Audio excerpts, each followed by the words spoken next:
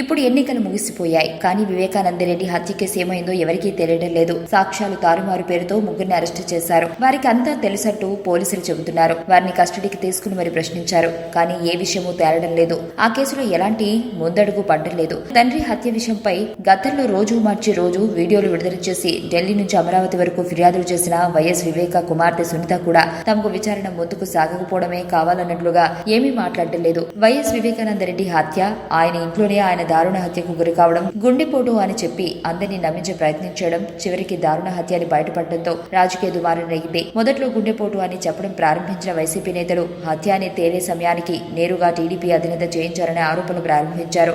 దానికి కౌంటర్ గా చంద్రబాబు కూడా ఇంట్లో కుటుంబ సభ్యుడిని హత్య చేసిన వారు ఏమైనా చేస్తారంటూ విమర్శలు చేశారు. చివరికి చంద్రబాబు విమర్శలు విచారణ మీద ప్రభావం చూపిస్తున్నాయంటూ జగన్ కోర్టుకు వెళ్లి ఆ మాటల్ని ఆపు చేయించగలిగారు. సిబిఐ విచారణ కోరుతూ దాఖలైన పిటిషన్లను కోర్టులో ఉంది. అయితే సిట్ మాత్రం విచారణ కొనసాగించాలని కోర్టు ఆదేశించింది. వైఎస్ వివేకానందరెడ్డి హత్య కేసులో అసలేం జరిగిందనేది విచారణలో చాలా సులువుగా వెల్లడయ్యి ఉంటుందనేది ఇలాంటి వ్యవహారాలను పరిశీలించే వారందరికీ తెలిసిన విషయం. నేర నిపుణులు కూడా అదే చెబుతున్నారు. కానీ మన దేశంలో చట్టం, న్యాయం, పోలీసులందరూ అధికారానికి బద్దలై ఉంటారు. ఇప్పుడు ఎన్నికలు జరిగాయి కాబట్టి వచ్చే ప్రభుత్వాన్ని బట్టి విచారణ తీరు మారినా ఆశ్చర్యపోవాల్సిన అవసరం లేదు. అందుకే పోలీసులు కూడా సైలెంట్ గా ఉన్నారన్న అనుమానాలు వ్యక్తమవుతున్నాయి. మామూలుగా అయితే సాక్ష్యాలను చెరిపివేయడం చాలా పెద్ద కేసు. దాన్ని పోలీసులు పట్టించుకోవడం లేదు. అలా పట్టించుకుంటే అవినాష్ రెడ్డి ఈ పాటికి జైల్లో ఉండేవారు. దీన్నే పట్టించుకోకపోతే ఇక మర్డర్ కేసుని పట్టించుకుంటారు.